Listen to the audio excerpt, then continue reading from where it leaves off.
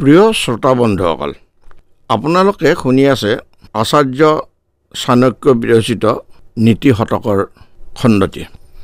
আপোনালোকে অনুগ্ৰহ কৰি মনোযোগেৰে শ্ৰৱণ কৰক।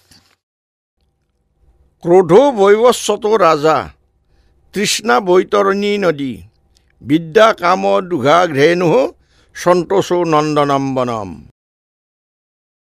ক্ৰোধ হৈছে সাক্ষাৎ যমৰাজ, তৃষ্ণা হ'ল বৈতৰণী নদী অৰ্থাৎ নৰকৰ নদী, বিদ্যা হৈছে কামধেনু আৰু সন্তোষেই হৈছে সৰগৰ নন্দন বন। গুণো ভূষয়তে ৰূপম, শীলং ভূষয়তে কুলম, সিদ্ধিৰ ভূষয়তে বিদ্যা, ভোগ ভূষয়তে ধনম।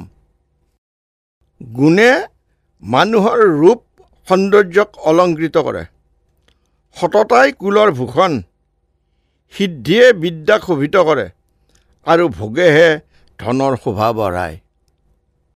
গন্ধ সুবৰ্ণে ফলমিক সুদণ্ডে, নাৱকাৰী পুষ্পম খলু চন্দনস্য, বিদ্যান ধনাঢ্যস্য নৃপশ্চিৰায়ঃ, ধাতু পুৰকোপি নবুদ্ধিদোভূত। প্ৰাচীন কালত সৃষ্টিকৰ্তা ব্ৰহ্মাক পৰামৰ্শ দিবলৈ বোধকৰো কোনো নাছিল, যিহেতু তেওঁ সোণত সুগন্ধ, কুঁহিয়াৰ গছত ফল, চন্দন বৃক্ষত ফুল, বিদ্যান লোকক ধন আৰু ৰজাক অমৰত্ব নিদিলে। বিদ্যাৰ্থী সেৱকঃ পান্থঃ, ক্ষুধাৰ্তো ভয়কাতৰঃ, ভাণ্ডাৰী প্ৰতিহাৰী চ সপ্ত সুপ্তান প্ৰবোধয়েৎ। শিক্ষাৰ্থী, চাকৰ, পথিক, ভোকাতুৰ, ভীতিগ্ৰস্ত, ভঁৰালৰখীয়া আৰু দ্বাৰৰক্ষী এই 7জন যদি শুই থাকে তেন্তে তেওঁলোকক জগাই দিব লাগে। অহিং নৃপংস শাৰ্দূলম, কীটিংস বালকং তথা, পৰস্বানং মূৰ্খং চ সপ্ত সুপ্তান নবোধয়েৎ। কিন্তু সৰ্প, ৰজা, বাঘ, গাহৰি, বালক, লোকৰ কুকুৰ আৰু মূৰ্খ এই 7বিধক শোৱাৰ পৰা জগাব নালাগে।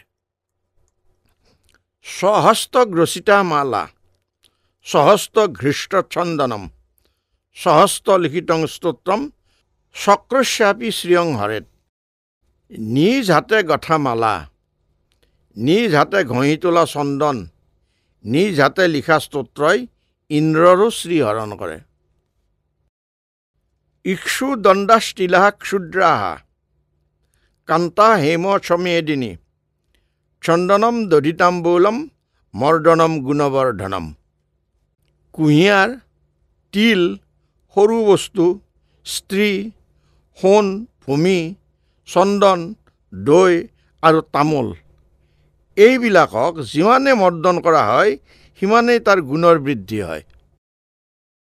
দৃষ্টিপূতং ন্যসেত পাদম, বস্ত্ৰপূতম পিবেত জলম, শাস্ত্ৰপূতম বদেত বাক্যম, মনঃপূতং সমাচৰেত।